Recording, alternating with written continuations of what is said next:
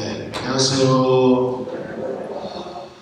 네, 지난 시간에 우리 저희들이 방송을 잡는데 뭐가 없다고 소리가 들리고 안 들리고 있는데요. 이제 홈페이지에 뭘 시켰다 그래서 얼른 가서 하십시오.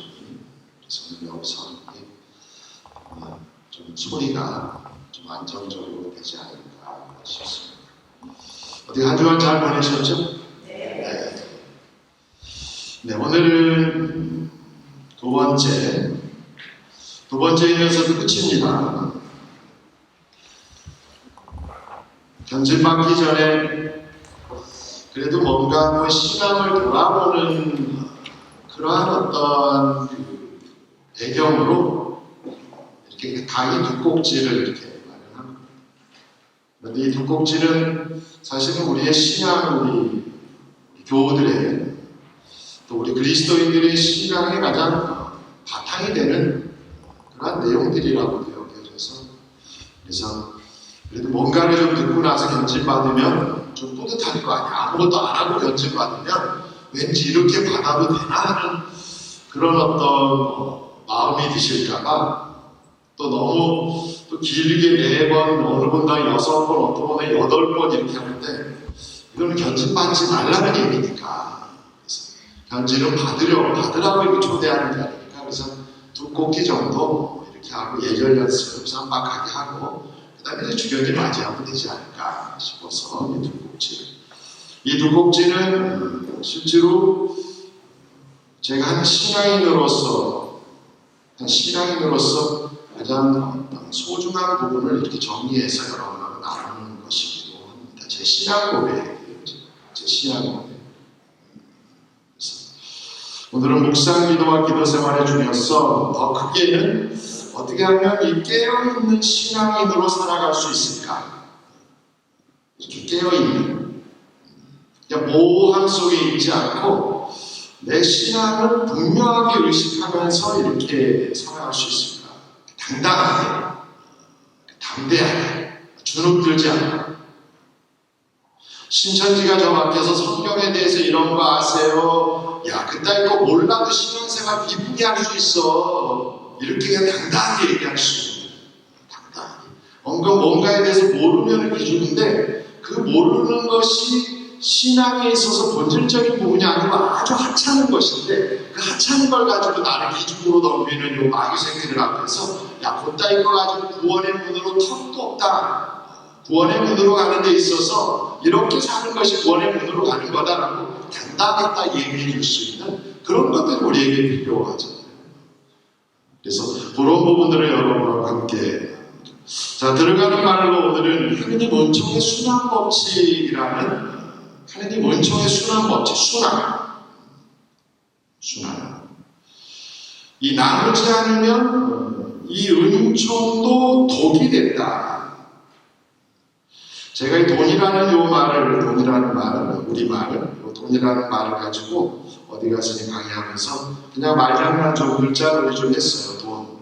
돈 디귿 있죠. 그 다음에 오예요. 오는 아도 되고 어도 되는 이렇게 틀을 이렇게 깔아서 그 다음에 돈은 니은이 들어가는데 니은은 뒤집으면 또 기억이 돼요.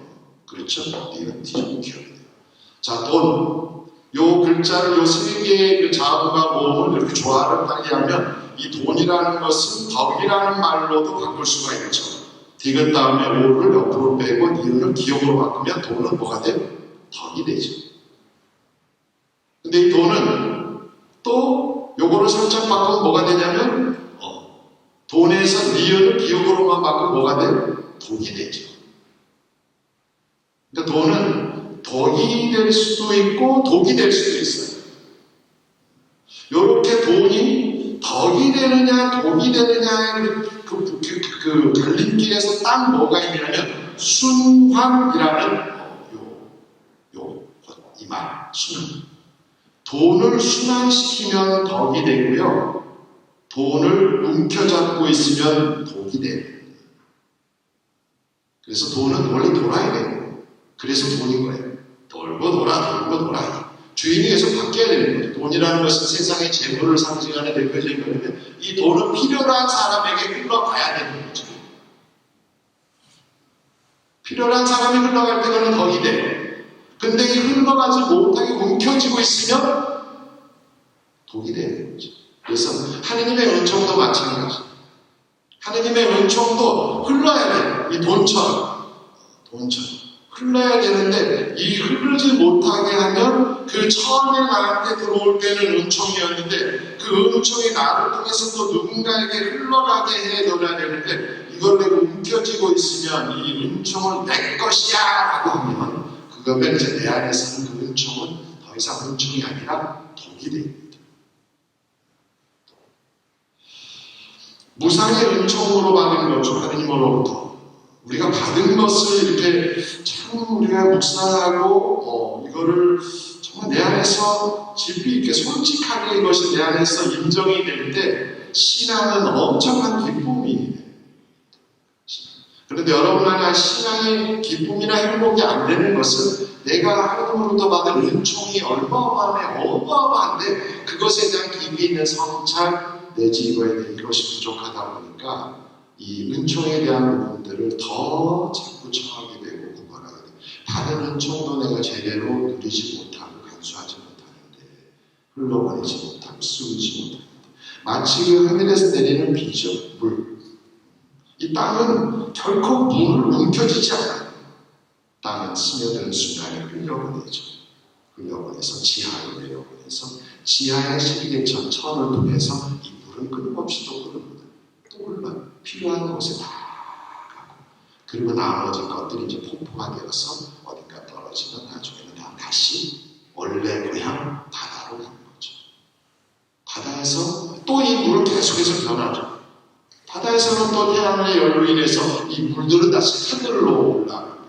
하늘로 올라가는 것은 은총이라고 할 수 있어요. 그 은총은 또 땅으로 쏟아져 내리고 있어요. 그러니까 이 순환의 법칙 속에서 이 물은 엄청난 은총, 생명들을 살리는 그런데 이 물이 어딘가에 고여버렸다. 그러면 우리말의 쉬운 말이 있죠. 고인 물은 어떤다? 썩는다. 고인 물은 썩는다.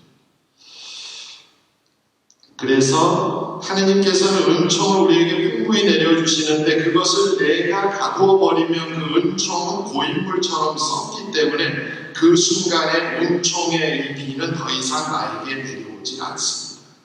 내려오지 않습니다. 왜 그러실까요? 하느님이 나를 향한 사랑이 식어서? 아니요.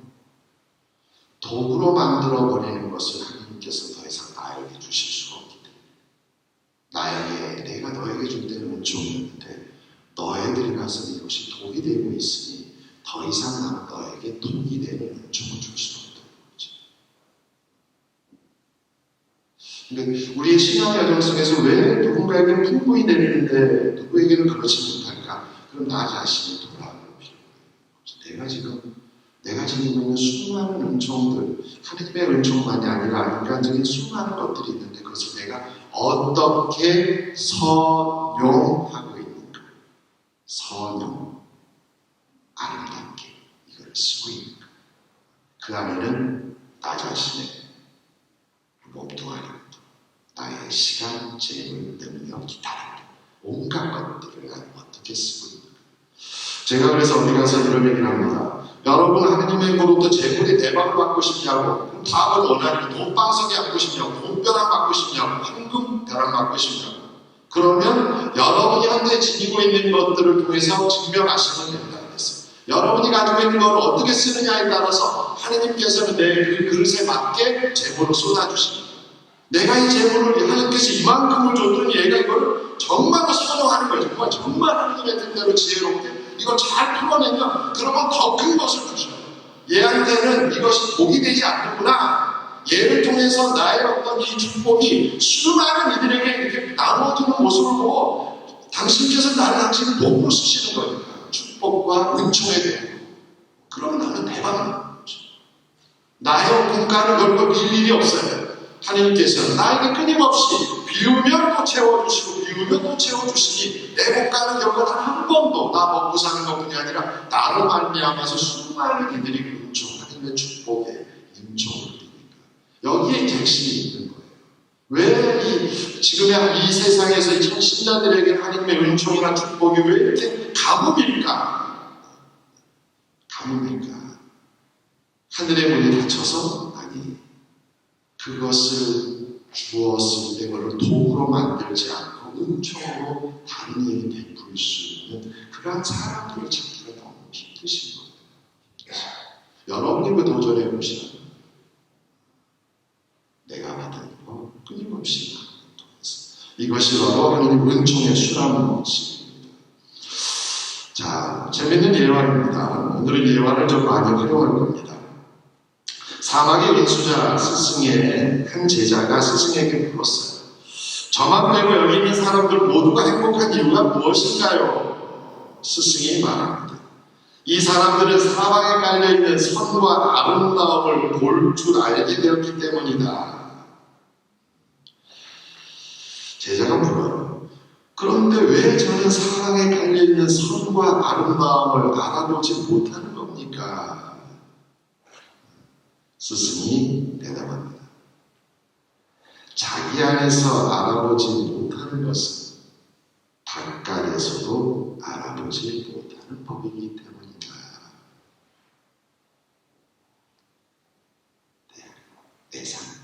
내 삶 속에 차고 넘치는 이 선함과 아름다운 은총을 내가 느낄 때 그 느낌 속에서 수많은 곳에 은총과 아름다움과 축복이 있구나라는 것을 안다는 거죠.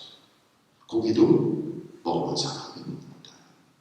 내 안에서 이걸 체험하고 그걸 인정하고 이걸 확신하는 사람들만이 그것이 빛이 되어서 다른 사방에 흩어지는 것들을 또 알아본다는 거예요.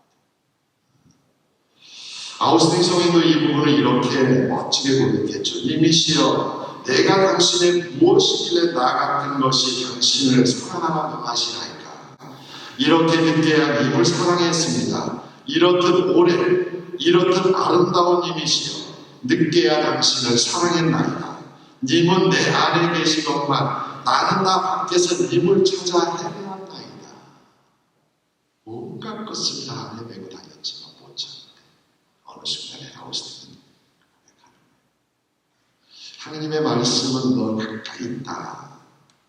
마침내 아우스틴은 당신 안에 너무도 소중한 분을 만나.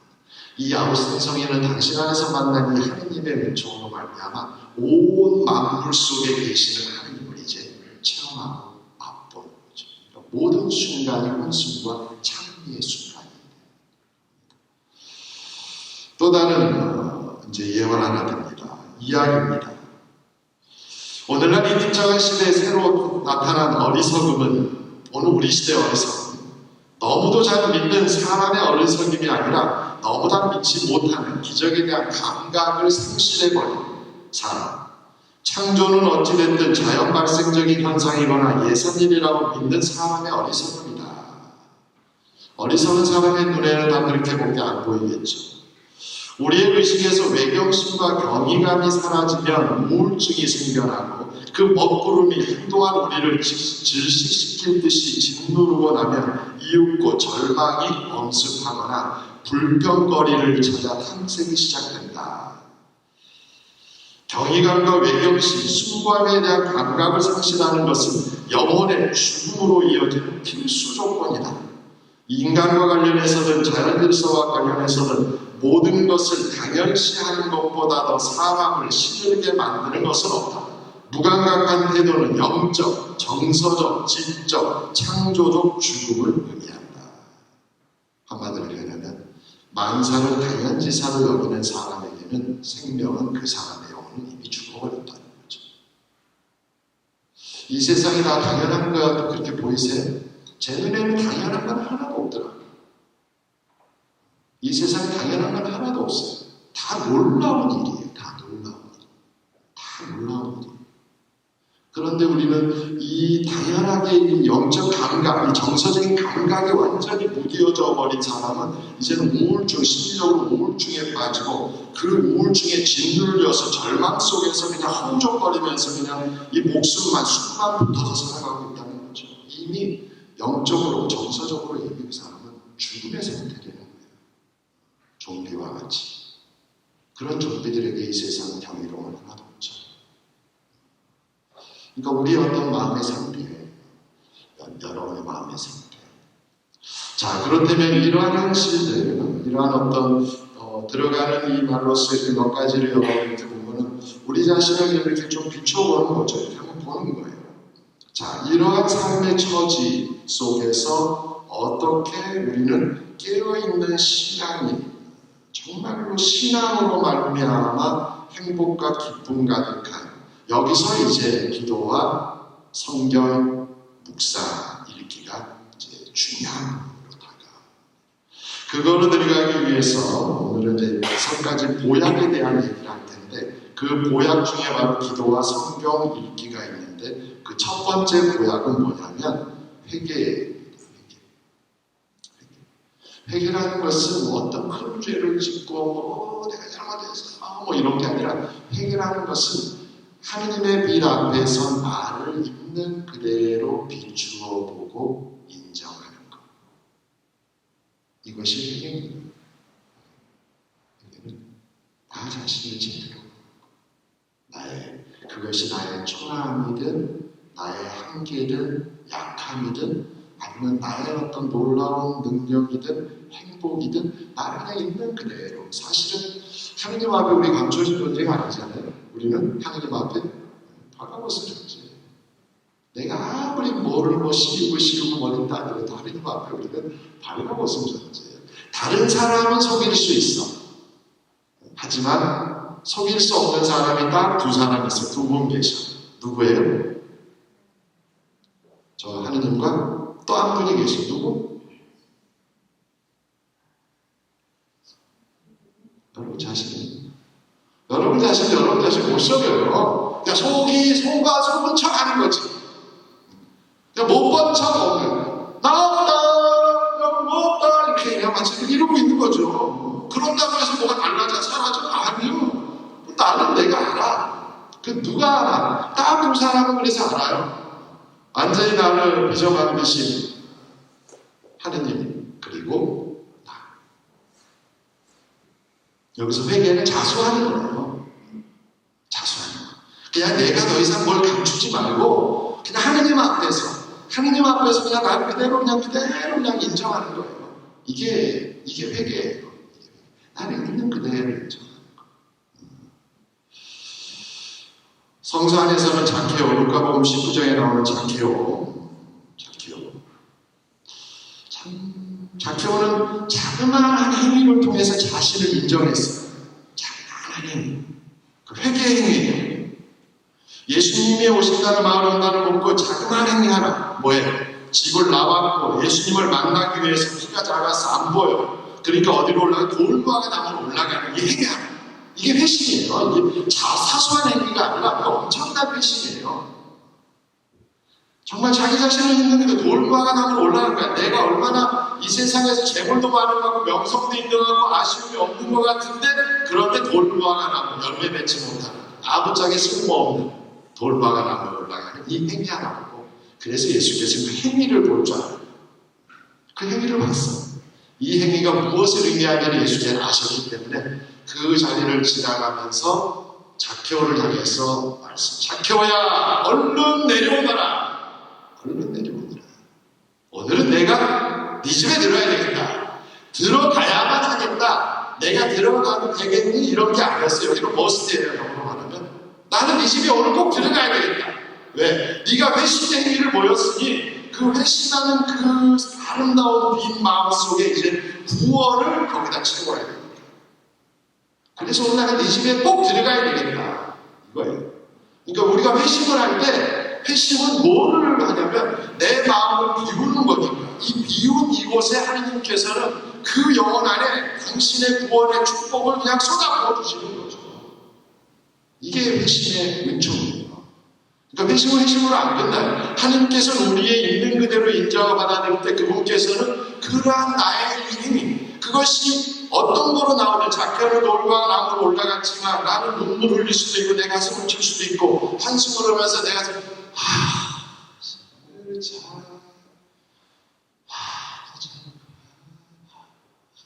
이런 그게 회심이에요. 회심. 나를 있는 그대로 그냥 대면하는 거죠. 외면하지 않고 변명하지 않고 또 다른 이거를 감추더라도 또 거짓말하지 않고 끊임없이 있는 그대. 여기서부터 하나님의 놀라운 역사는 시작합니다. 또 하나의 감동적인 회심의 장면은 바로 라자로죠. 요한복음 11장에 나오는 라자로. 나흘 밤낮을 이 복음에 보면 주님이 오시길 기다려요. 사람들은 이미 이제 동굴에 이 무덤속에 묻어 문제 막았으니까 끝났다고 생각하지만 아니요, 라자로에게는 아직 남았어요.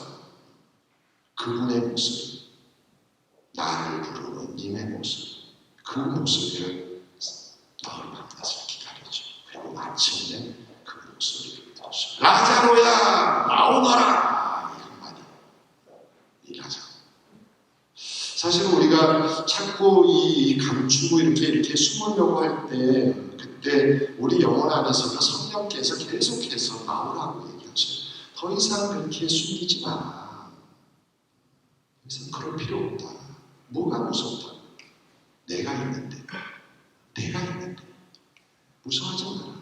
네가 이것이 이렇게 드러나고 하면 나중에 다 이렇게 알려지게 되면 인생 끝날 것 같지 아니다. 결코 그렇지가 않다. 그런 어떤 부분이 강하게. 자, 이 회개가 첫 번째 어떤 우리에게 필요한 부분입니다. 회개. 자, 근데 이 회개 과정 속에서 피할 수 없는 게 하나 있죠. 버리는 거죠. 끊어버림이 필요합니다. 그래서 힘들어. 회개가 어려워. 끊어버려. 이거 끊어버리면 인생 끝나는 줄 알고. 근데 그렇지가 않아요. 인생 끝나지가 않아요. 놀랍게 반전이야. 놀라운 반전. 와. 그거를 우리는 어떻게 할 수 있어요? 신부님은 어떻게 하세요? 이 성경 안에서 수많은 얘기들이 다 그걸 우리에게 전해주고 있는 거예요. 성경에. 하느님 앞에서 회개한 이들의 놀라운 은총들. 이거는 수많은 이야기들이 여기 나오잖아요. 수많은 이야기들. 예수님의 일성도 회개하라고, 하느님 앞에 있는 그대로 그냥 드러내라고. 그런 이들에게 하느님 나라가 바로 밀려들 거니까. 자, 또 하나는 이제 두 번째 고약이 뭐냐면 마음 지키기라고 이름 붙여봤어요. 마음 지키기. 수심, 지킬 수, 닦을 수가 아니라 지킬 수. 지킬 수를 써서 수심. 수심은 곧 수신입니다. 그리고 수건, 수기, 나 자신을 지키는 것. 마음 지키기. 마음의 파수꾼, 보초벽, 문지. 나는 나 자신을 잘 지켜야 돼. 즉, 마음 정신이 오염되지 않도록, 내가 오염되지 않도록. 여기에 대해서도 이제 아브라함 허셀이라는 이분이 이런 얘기를 합니다. 궁극적으로 고민할 가치가 있는 문제는 단 하나다. 그것은 어떻게 하면 거짓에 시달리는 세상에서 오염되지 않고 살아갈 것인가? 어떻게 하면 절망으로 쓰러지지 않고 싸워서 영혼을 깨끗하게 보존하고 세상을 정화하는 데 도움을 줄 수 있을까? 오늘의 세상은 지상천국이 아니잖아요. 오만 것들이 있어요. 이제 가면 갈수록 더 이 물질 문명, 이 기술의 발달이 인간의 어떤 외적인 삶, 물질적인 삶을 풍요롭게 하는지 모르지만 그 풍요로움의 이면만큼 정신이나 영혼의 세계는 훨씬 더 황폐해져 가고 있습니다. 이 둘을 다 누릴 수 있으면 좋겠지만 결코 그러지는 못하는 것 같아요. 인간의 어리석음 때문에. 안타까운 일이죠. 이 풍요로움이 우리의 정신적인 영혼의 어떤 풍요로움으로까지 이렇게 같이 갈 수 있으면 너무 좋을 텐데 그렇지가 못해요. 그래서 어른들은 좀 연세 많으신 분들은 그런 얘기 하잖아요. 참 안돼. 이 세상이 왜 이러냐. 옛날에는 가만히 있어도 참으로 훈훈하고 참 인심도 풍요로웠는데 사람이 사람 대하는 게 참 좋았는데 그걸 인정이라고 그러잖아요. 그런데 더더욱 이렇게 풍요로움 속에서는 우리의 인심은 더욱더 메말라지고 야박해지고 있는 그런 모습입니다. 안타까움이죠. 자, 이러한 세계 속에서 아브라함 헬셀이 말하는 것처럼 어떻게 하면 나 자신의 영혼의 이 정화된 이거를 내가 잘 지켜낼 수 있을까? 우리의 과제죠. 사실은 이 부분이 모든 종교가 전부 다 신경 쓰고 있는 겁니다. 모든 종교가.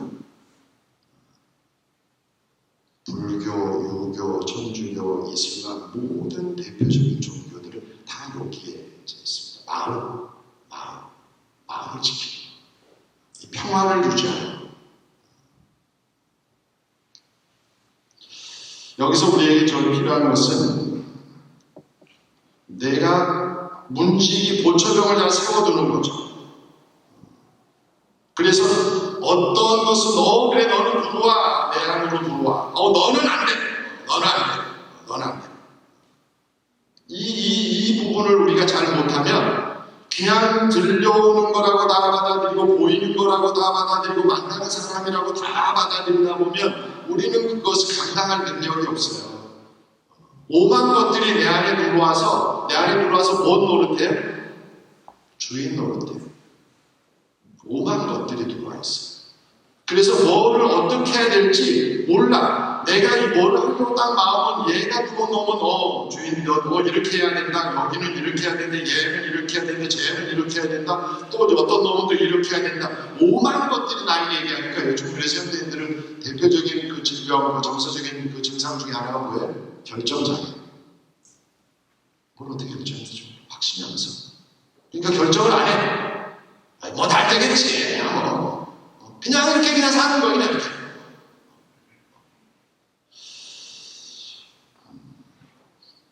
우리가 음식에 비유하면 음식 앞에서 우리는 철저하잖아요. 가면 갈수록 어떤 음식을 내가 받아들일 거냐, 내가 먹을 거냐 말 거냐, 이 집을 갈 거냐 말 거냐, 우리는 상당히 예민해졌어요. 이전 시대보다. 아마 이렇게 풍요로워져서 그런 것 같아요. 이전에는 뭘 가려요. 그냥 주어지는 대로 있는 거 그냥 먹는 거지. 있는 거. 지금은 있는 거 먹으라 그러면 엄마 내가 짐승이야? 같이 키워? 뭘 있는 거 대충 보고. 이게 훨씬 더 풍요로움 속에서 이제는 근데 음식 앞에서는 그러면서 왜 이 영혼과 정신에 있어서의 음식, 양식이라 할 수 있는 이거 앞에서는 왜 이렇게 너그러운지. 우리는 주인 노릇 제대로 안 해요. 그리고 온갖 것을 받아들여 놓고 지 혼자한테 혼란을 받아 정신분열. 왜냐하면 주인이 내 안에 너무 많아. 그러다 보니까 정신분열 증상이 있는 오늘날의 현대인들의 정신분열 증상이 상당히 심각해요. 우울증, 정신분열. 이런 것들이 상당히 이게 너무도 많은 것들이 와요. 옛날 한번 생각해 봅시다. 50년, 100년 전만 하더라도 이렇게 수많은 곳으로 네트워크가 이렇게 안 돼 있었어요. 그러다 보니까 한 마을에 살면 그 마을에서 벌어지는 일들 정도만 내가 아는 거야. 그런데 그거는 인간의 일상생활에서 늘 벌어지는 일이야. 그래서 크게 나눌 게 아니에요. 대처만 잘하면 되니까. 그런데 오늘날에는 모든 거에 무방비 상태예요. 이 정보의 이 홍수, 이 쓰나미 속에서 너무도 오만 것들이 이렇게 와요. 저는 그래서 유튜브 거의 안 봐요. TV도 거의 안 봐요. 가끔 이제 너무 무료하다. 저도 이제 사람이니까 너무 무료하는 오늘 살짝 좀 릴렉스 이렇게 편하게 그러면 이제 넷플릭스나 이쪽이나 아래쪽 가서 영화 아니면 다큐 이런 뭐죠? 이 자연을 다루는 이런 내용들 보면 이렇게 쭉 이렇게 풍요를 내 좁은 세계에 이러고 있었던 저를 조금은 더 이렇게 해서 좀 릴렉스하게 이렇게. 왜냐면 이 오만 것들 속에서 저도 판단이 안 서. 어떤 놈 말이 진실인지 모르겠어. 여기는 이렇게 하는데 여기서 이런 주장, 저런 주장. 오만 것들이 오니까 저 자신을 지켜낼 자신이 없어요. 이걸 다 받아들인 상태에서, 제 안에서. 그래서 저는 지금은 제가 수신 하는 거는 이 정보 앞에서 상당히 엄격해지는 겁니다. 엄격하게. 허불어를 잘 지키는 거죠. 어떤 것은 인장, 어떤 것은 불어. 그러면 그 기준이 뭘까요? 기준. 예수께서 이런 말씀하죠. 사람이 온 세상을 얻는다 해도 자기 목숨 잃으면 무슨 소용이 있느냐. 이 말을 여기에 비유해보면 당연히 좋은 것은 내가 받아들여야죠. 그러면 좋고 그냥 바로 그 식별의 가장 중요한 요 기준점이 뭐냐면 그게 바로 우리 신앙인에게는 예수님이에요. 예수님의 가르침, 그분의 말씀, 그게 기준인 거죠. 그 기준. 거기에 기준에 볼 때 이것을 더욱더 풍요롭게 해주는 거라면 받아들이지만 그렇지 않은 것 앞에서는 그냥 단호하게 이렇게 살려면 여러분 용기가 필요한데 좀 까칠해져야 되고요. 사람 관계에서 그렇게 그냥 뭐 누이 좋고 매부 좋고 이렇게 살아서 모두에게 다 박수 받을 수는 없어요. 모두에게. 뭔가 것들 다 받아들인 사람은 대처를 잘해요. 요런 사람 만나면 그렇죠. 요런 사람 만나면 맞아요. 그럼 자기는 어디 있어? 자기는. 이런 것들을 해야 되는 사람은 누구예요? 정치인들이나 이런 거 하고 연극이 있고 배역에 맡아서. 진실된 삶을, 순박한 삶을 사는 사람들은 모두에게 다 인정받고 모두와 다 친할 수는 없죠. 왜냐하면 본인이 선택한 삶의 기준이 있으니까 그 기준에 따라서 살다 보면 아무래도 함께 어울리기에는 불편한 사람들이 있어요. 그것은 내려놓으세요. 내려놓아도 돼요. 우리는 우리의 어떤 내 방식을 가지고 삶을 기쁘고 당당하게 살아내는 거니까. 자, 여기서 이제 드디어 기도로 들어갑니다. 자, 여기서 이제 피야, 허브로 무엇을 내가 받아들이고 무엇을 이걸 거냐. 이 부분에 있어서 우리는 이 기도라는 부분으로 이제 마침내 들어옵니다. 기도는 무엇일까? 기도. 한마디로 쉽게 표현하면 주님 생각하기예요. 주님을 생각하는. 기도는 무엇을 어떻게 하느냐 이 수많은 종류 앞에서 그 모든 것 앞에서 그냥 단순하게 저 개인적인 어떤 체험으로 보면 그냥 기도는 주님 생각하기. 주님 생각. 뭔가 마음이 복잡해. 그러면 주님 생각하는 거예요. 뭔가 이렇게 중요한 결정을 이렇게 앞두고 있는 계속해서 인간적으로 생각 막 다 해봐도 뭔가 그럴 때는 주님 생각하는 거예요. 그 순간에 주님 생각하는 거예요. 그럼 주님 안에서 이것을 볼 수 있는 그 순간. 그것이 바로 기도다. 기도는 실제로 식별하는 데 있어서 가장 중요한 수단이고 자의기도 하고 은총 그냥 그 자체가 기도 안에서. 그래서 기도를 영어로는 리멤버입니다. 리멤버. 기도는 리멤버하는 거죠. 그러니까 멤버라는 얘기는 나는 주님의 늘 멤버니까 그걸 늘 기억하는 겁니다. 내가 주님을 생각한다는 것은 주님의 멤버로서의 나를 계속해서 생각하는 거죠. 이것이 이제 기도 안에서 첫 번째 자세. 그것이 성전에 있으면 상대적으로 좀 수월하죠. 주님 생각하기가. 성전에 있으면. 성전에 들어오는 순간에 주님의 집, 앞에 감시대에 모셔져 있는 예수님, 그분의 어떤 십자가상, 또 주님의 성찬례가 벌어지는 곳, 독서대가 벌어지는 말씀이 선포되는 곳, 이 제단 위에 있는 이 모든 것들은 다 어떤 성사들이기 때문에 이걸 통해서 우리의 기억을 주님께로 향하게 하는 거니까. 주님께로 향하게 하는 거예요. 바라보면서 주님을 향하게 하는 거죠. 여기에 머무는 게 아니라 이 모든 것들은 나를 주님을 생각하게 하는 수단들입니다. 그래서 이 기도 안에서 우리는 실제로 마음 여러분 이렇게 그럴 때마다 그냥 성당에 오시는 거예요. 성당. 아니면 집에서 내가 할 수 있는 것들을 집에서 여러분들이 십자고상이나 성모상이나 이렇게 해놓고 기도상을 이렇게 차려놨을 거예요. 여기 초도 이렇게 해놓고. 그때는 촛불 켜고 그냥 그 앞에 의자 그냥 방송국 앉으시든지 의자 하나 쭉 끌고 와서 그냥 그 앞에 그냥 앉아서 주님 괜찮아 주님. 제가 이제 화정동에 와서 직무가 어떻든 간에 제가 이곳에 첫 번에 올 때 제가 너무 좋다고 행복하다고 제가 언제나 성전이 있어서 제가 언제나 주님 뵙고 싶을 때 생각날 때는 그냥 마음만 먹으면 이렇게 올 수가 있습니다. 그래서 저는 너무 좋다. 실제로 이제 교구청 생활할 때는 이 근무 시간이 있다 보니까 제가 아무리 가고 싶어도 눈치 보이고 그러니까. 그래서 이제 가끔 일어설 때는 살짝 그냥 이렇게 살짝 가가지고 경당에 거기도 5층에 경당이 있습니다. 경당 가서 조용히 앉아서 그래서 거기 갈 때는 옆에 이제 여기 사모 이제 직원한테 혹시 저기 주교님께서 나 찾으면 나 저기 있으니까 그쪽으로 연락해 주는데 그러면 살짝 가서 이제 경당 가서 조용히 앉아. 제일 편해요. 그 안에 들어가면 이제 뿌옇고 혼란스럽고 뭔가 이렇게 불편했던 것들이 좀 편안해져. 이렇게 마치 그 안개가 거치는 것처럼 이 혼란스러움이 이렇게 막 요동치던 것들이 이제 이렇게 좀 차분해져요. 먼지가 나가는 거죠. 그래서 우리 세지도 그리고 느껴져요. 이렇게. 그러니까 주님 빛 속에서 빛을 보는 거죠. 내가 어디로 가야 될지. 이것이 이제 기도의 가장 중요한 핵심입니다. 기도 안에서 우리가 흔히 생각하는 막 청원하고 막 이런 것도 기도입니다. 대신 여러분 기억하시는 것처럼 주님께서 분명히 말씀하셨어요. 아버지께서는 너희가 무엇을 청하기 전에 이미 너에게 무엇이 필요한지 다 알고 계시는. 근데 우리가 청하는 까닭은 내가 청하는 것이 진정으로 주님 보시기에 마음에 드는 것이 끊임없이 내가 되새기게 하기 위해서 내가 청하기를 하는 거예요. 그러나 그분께서는 이것이 지금 너에게 꼭 필요하다고 판단되면 정말 은총의 어떤 이 비를 내려주시는 아까 말씀드립니다. 그분은 폭포처럼 쏟아주고 그걸 안 주시는 까닭은 지금 주면 너에게는 독이 될 수 있기 때문에 무용지물이기 때문에 그분께서는 허락을 안 하시는 거죠.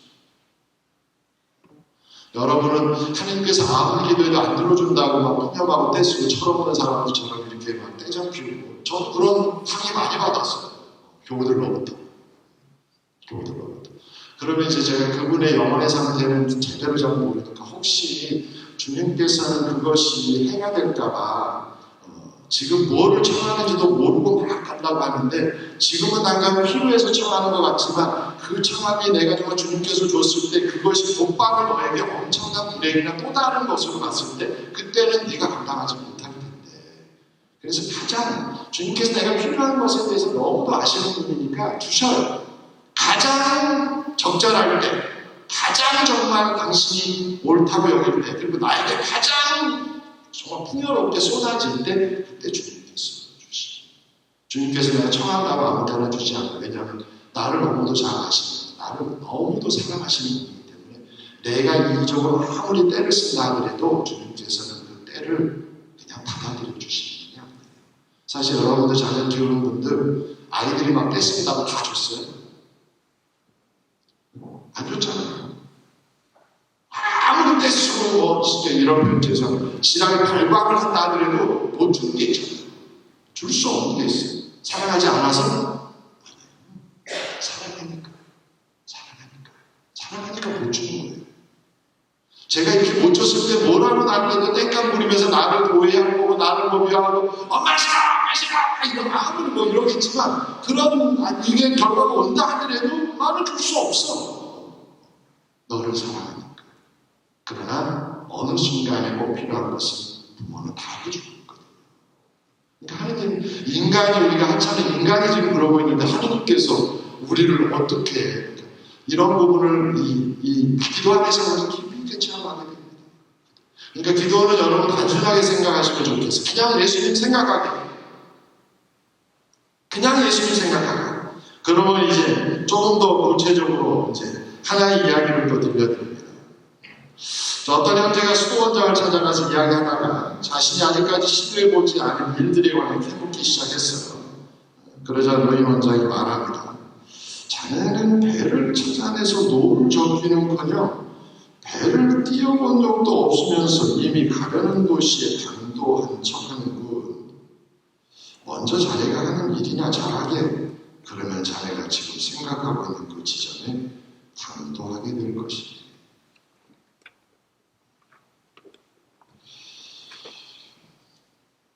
구체적인 기도의 제안을 좀 해봅니다. 생생한 기도 생활의 방법은 뭘까? 현실적으로 얘기합니다. 반드시 하루하루를 실제로 침묵과 고독 속에 조용히 보내는 시간을 갖기.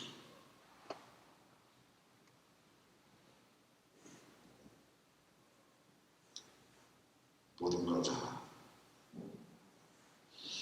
얼만큼의 시간?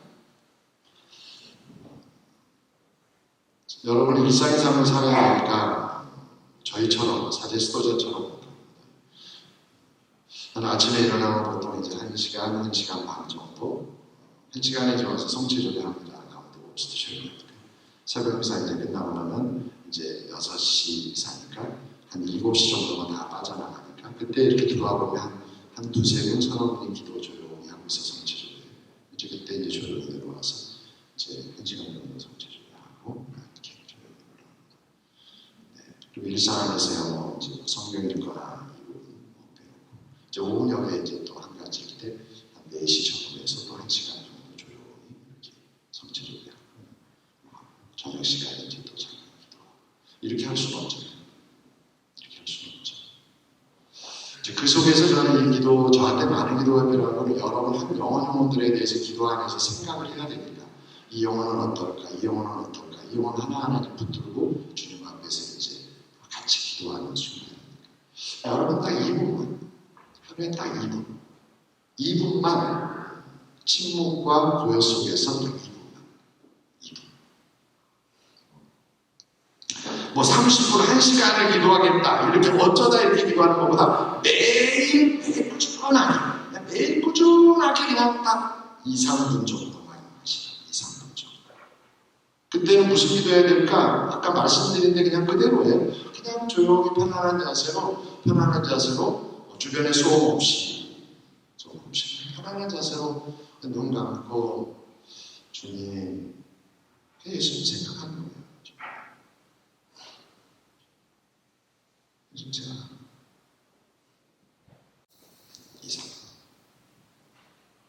이것이 어떠한 느낌으로 나에게 올지에 대해서는 해보지 않고서는 이제 저하고 더 이상 대화가 안 됩니다. 해보면서. 그러면 여러분 안에서 이 기도가 2, 3분에서 너무 마음속에서 이제 이렇게 거룩한 이게 바람이 더 솟아올라요.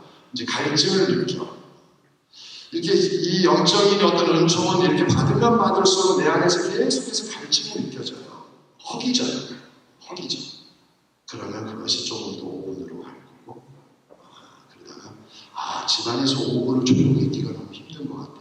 그러면 이제 성당에 가서 5분, 10분, 30분 이러면서 진짜 더 생각하는 거죠. 이게 여정이에요. 여정. 처음부터 나는 성체적인 뭐 30분, 1시간 뭐 기도 뭐 이렇게 하겠다 안 돼요. 어쩌다 한 번 하겠지. 그래서 한 2, 3분씩만 그냥 꾸준히 가랑비에 어쩌듯이 여러분의 영혼이 여러분의 마음이 주님의 이 은총 속에서 그분께서 나에게 이렇게 부어줄 수 있도록 그래 2, 3분 오케이 나에게는 1000년도 하루 같고 하루가 1000년 같으니까 2, 3분이면 내가 너에게 충분히 할 수 있다 믿고 그분 은총 밑에 우상 밑에 나를 가만히 두는 거죠. 뭘 할 생각하지 마시고 그냥 주님 생각하면서 가만히 있는 거예요. 사실은 내가 중부에 걸렸을 때 내가 의사 앞에 갔을 때 내가 할 수 있는 게 뭐가 있어요? 없어요. 혹시라도 이 수술 중에 이제 막 움직일까봐 그래서 어쩔 수 없으면 마취를 시키는 거잖아요. 아무것도 하지 말라. 그냥 가만히 있어요. 그러니까 주님 앞에서 기도를 하는 것은 그냥 그분 앞에 그냥 가만히 나를 두는 거예요. 이게 이제 침묵 고도 기도를 하는 거예요. 이 안에서. 2, 3분. 어떻게? 아침에 커피나 차를 앞에 두고 짤막하게나마 조용히 시간을 주님과 함께 보내는 것도 좀 하고 시작합니다. 아니면 이제 조금 더 출근할 사람은 이제 차로 출근한다 그러면 차로 출근할 때 그냥 차로 들어가서 바로 시동켜서 막 하지 말고 첫 소리도 나만의 고유한 공간이잖아요. 그럼 첫 소리 들어간 2, 3분만 그냥 편하게 앉아서 시동 걸기 전에 주님 하고 그냥 2, 3분 정도 주님 어디든 상관없어. 이러한 정확한 방식 기도의 유익함은 뭐냐면 지금은 정신없이 바빠서 기도는 나중에 하지요 하는 식의 핑계를 대면서 하느님과 함께하는 시간을 쉽게 미루지 않게 됩니다. 저는 성경이 내 안에서 이게 살아있지 않은 상태에서는 기도가 이제 너무 꽁해. 뭘 어떻게 될지 몰라. 그러니까 성경 대신에 우리가 이제 성경 신자들이 취한 방식이 뭐예요? 기도 섞어가지고 그냥 늘 이렇게 연결기도 하는 거예요. 무슨 기도하면서. 하늘에 계신 저희 아들 하신 마리아 영전 그러면서 계속 기도를 이 기도 마치는데 40분이나 걸려. 보통 집에서 마치는 거는 40분. 근데 기도 끝나고 나도 내 안에 남은 잔상이 없어. 하느님의 은총. 기도했다 요거만 남아. 오늘도 기도했는데 만족하다. 그래서 이 기도에 대한 깊이, 내가 주님 앞에 내가 있다, 주님을 생각하게 할 때 그 주님은 어디서 있어요? 어디 있어요, 주님이? 네, 여기 있어요.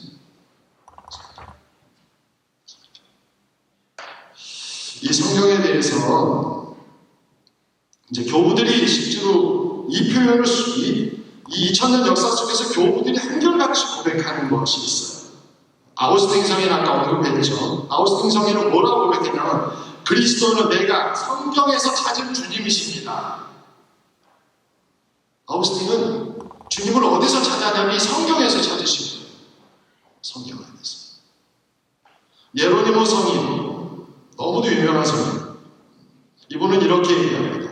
우리는 성찬례에서뿐만 아니라 성체성사에서뿐만 아니라 성경 독서 중에서도 역시 그리스도의 살을 먹고 그분의 피를 마신다. 나는 복음이 그리스도의 몸이라고 생각한다. 이 때문에 우리는 마치 그리스도의 몸에 다가서 성경에 다가가야 한다. 복음을 딱 펼치는 순간에 나는 그곳이 어디든 간에 거기서 그리스도의 몸을 내가 성체로 그리스도의 요한금구 성인도 이렇게 얘기합니다. 미사를 마치고 집에 들어가거든 아내와 아이들과 함께 성경을 펼쳐들고 교회에서 들은 말씀을 다시 반복해서 읽어야 할 것입니다. 왜? 집에 돌아가서 상을 2개 마련하십시오. 하나는 음식상, 다른 하나는 말씀의 식탁. 가정은 교회에서 들은 말씀을 다시 읽으십시오. 왜? 그때 여러분의 집은 교회로 만드십시오. 교회를 만든다는 건 뭐예요? 주님이 계십니다. 말씀을 펴서 그냥 읽어서 이렇게 펼쳐서 읽었는데 그 순간에 우리 집이 교회가 돼요. 교회가 되는 이유는 딱 하나밖에 없어. 천주교 신자들이 사니까 교회 아니. 말씀과 함께 계시는 그리스도께서 이 성서를 펼치는 순간에 우리 집에 함께 계십니다. 주님이 계시는 곳이 되라는 거죠. 주님이 계십니다.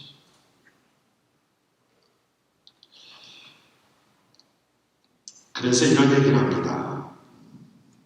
날마다 성경 안에서 하느님과 만나지 않으면 하느님에 대한 우리의 감각은 더없이 둔해지고 그리하여 우리는 우리 자신에 대한 생각에 빠지거나 무의식의 이 정상적인 충동에 말려들기 쉽게 된다. 공동체 전에 미사 때 듣는 것 안에서는 말씀의 감동을, 경이로움을 체험하고 맛보기가 쉽지 않다. 미사 중에 우리가 벌어지는 이것만 가지고는 안 된다는 거예요. 매일의 내가 이 성경 안에서 내 스스로 하느님 앞에 홀로서 있는 나처럼 성경을 접할 때 그때 하느님께서 나에게 말씀을 걸어오고 나도 얘기를 합니다. 아침에 짤막하게 갖는 2분 동안의 조용한 기도와 그런 의미에서 저녁에 5분 정도의 성경 읽기 실천. 근데 매일 이렇게 읽는다는 게 쉽지는 않아요. 매일 기도 이상을 한다는 것도 쉽지 않은 것처럼 이게 짧고 길고 문제가 아니라 내가 이것이 내 삶 안에서 이제 정착이 되기까지는 여러분들의 의지와 노력이 필요해요. 몸에 배기까지, 맛들이기까지. 근데 맛들이고 나면 여러분이 이제 이거를 뺏기지 않을 거예요. 뺏기지 않아요. 마리아에게 하셨던 예수님의 말씀이에요. 마리아는 절대 저거 뺏기지 않을 거야. 뺏기지 않을 거야. 이게 신앙이에요. 저도 안 뺏겨요. 제가 아무리 지금 일이 많다 그래도 저는 그 시간을 저는 안 뺏겨요. 왜냐면 이거 맞바꿀 수가 없어. 제가 하는 일을 본다 해서 이런 일을 한다 하더라도 주님 보시기에 이제 꼭 해야 될 일을 했다 하더라도 저는 저 자신과 주님과의 관계 속에서 저는 결코 뺏기지 않아요. 뺏기지 않을 거예요. 저는 지켜내야 되니까. 이것이 이제 신앙이에요. 여기서 이제 주님한테 그 주님을 여기 지금 이제 성인들이 이렇게 수많은 성인들이 말씀하시는 것처럼 그 주님을 그러면 내가 부르는 이 주님이 너무 막연하다. 난 모른다. 그러면 여기 안에 주님이 계세요. 이 말씀. 그래서 여기 주님이 얼마나 쉬워요. 이게 펼치면 주님 만나는데. 펼치면 주님 만나는데. 그래서 이 말씀이 여러분 안에서 이제는 이 녹아들어내는 말씀이 내 안에서 녹아내리면 여러분들이 이 말씀이 나에게 말을 건다는 것이 무엇을 의미하는지를 알게 돼요. 말씀이 나에게 말을 걸어요. 내가 어떤 고민 속에 있을 때 어떤 말씀이 나에게 욱하고 다가와. 내가 보면서 내가 이걸 어떻게 하면 좋을까 이렇게 계속해서 이렇게 기도 안에서 식별하려고 할 때 말씀이 곧 하나님께서 나에게 말씀을 통하여 이렇게 오시는 거예요. 아, 그렇지. 맞아, 그렇지. 감사합니다. 고맙습니다. 그것이 이제 우리 기도와 성경의 깊은 관련성. 어렵나요? 이런 신앙체험 제가 이렇게 고백하기 어려워요. 좀 이렇게 느낌이 와요. 느낌이 좀 오세요? 감사합니다.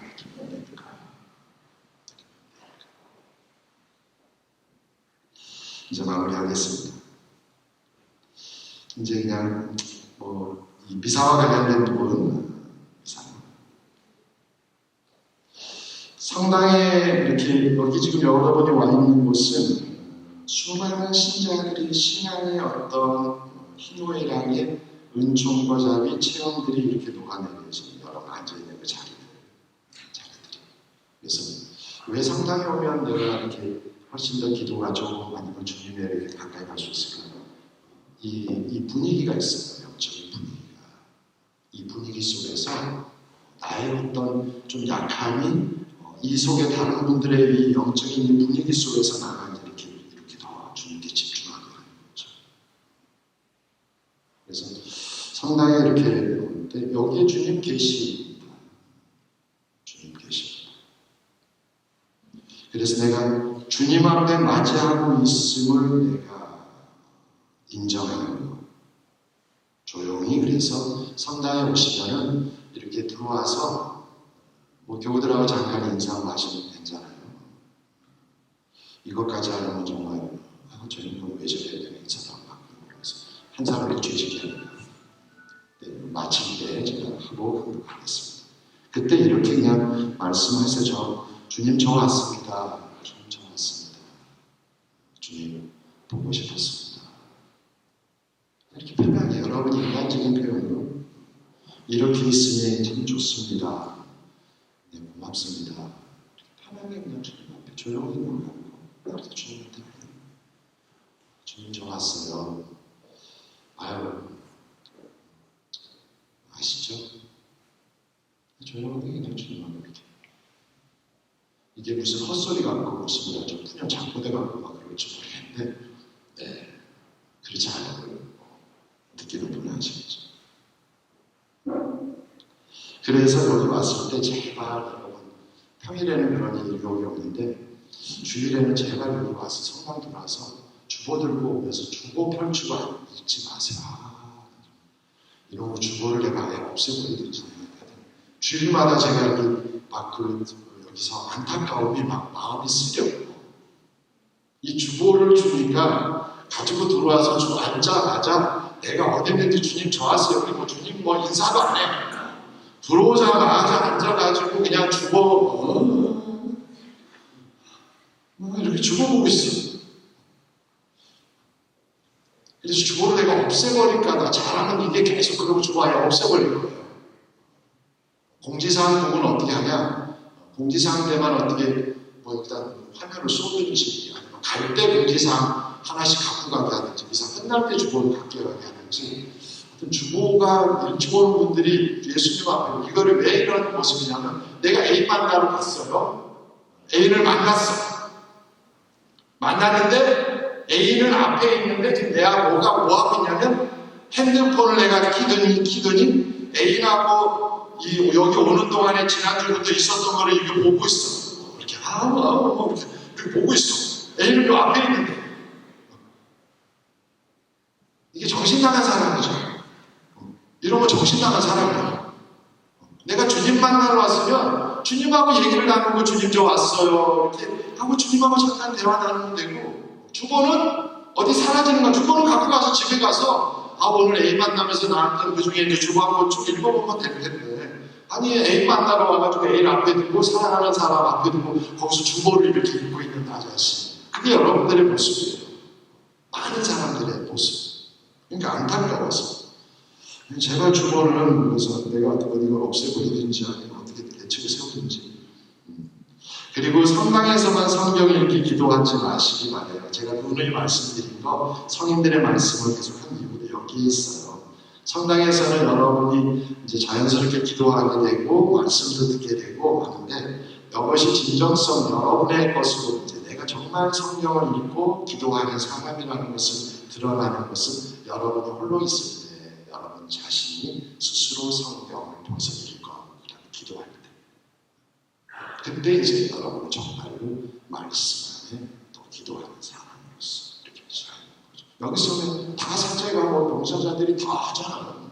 그 순간에 여러분이 집중하기가 쉽지도 않고, 그래서 여러분 그 부분은 여러분이 꼭 좀 할 수 있으면 좋겠다 말씀드립니다. 중간에 좀 이 황금률에 대한 부분은 제가 일부러 뺐습니다. 시간상 도저히 그것까지는 할 수 없을 것 같아서. 그래서 오늘 여러분하고 나누는 지난주와 똑같이 바로 본당 홈페이지에 이렇게 올리겠습니다. 근데 홈페이지에서 읽어보면요, 맛이 안 나요. 이미 죽은 문자이기 때문에. 그러나 혹시라도 그런 부분들 접하고 싶으시면 본당 홈페이지에 내일 정도 열어서 볼 수 있을 겁니다. 네, 마무리 이제 부탁합니다. 작은 부탁 한 가지입니다. 아주 작은 거. 부수기 서말이라도 떼어야 보석이다 라는 말이 있듯이, 이제 여러분들이 이제 지난주하고 오늘 혹시 들은 내용 가운데 이제 내가 행함을 통해서 내 것으로 만드는 것. 지금 말씀 다 드린 건 제 것이었어요. 제 것을 여러분하고 나눈 것 뿐입니다. 여러분의 것은 아닙니다. 여러분의 것은 아닙니다. 이거 중에 혹시라도 정말 내게 꼭 내 것으로 만들고 싶은 것이 있다면 그것은 이제 여러분의 행함을 통해서만, 체력이라는 과정을 통해서만 여러분의 것이 될 겁니다. 그림의 떡, 성경의 이 놀라운 저는 이 성경 안에서 엄청난 것을 하나님을 만나 주님을 만나고 제 삶의 모든 것 이제 발견했기 때문에 이것은 이제 제 것. 여러분에게 성경도 그렇게 다가가게 하기 위해서 여러분이 찾는 수밖에 없어요. 어떻게 이건 안 돼요. 제가 어떻게 죽었다지 않아도 요즘 요 능력까지 없어. 여러분을 하시켜가지고 그냥 이렇게 할 수 있는 거는 그걸 저한테는 없어요. 근데요, 그거는 저분께서 하실 거예요. 여러분이 그 시작을 하면 그분께서 여러분들을 이제 하나하나 만들어 가실 거예요. 나는 모사제의 일을 도모하지만 성사제처럼 모든 것을 이루는 분은 저분이 하시는 거예요. 저도 그분께서 만드신 작품.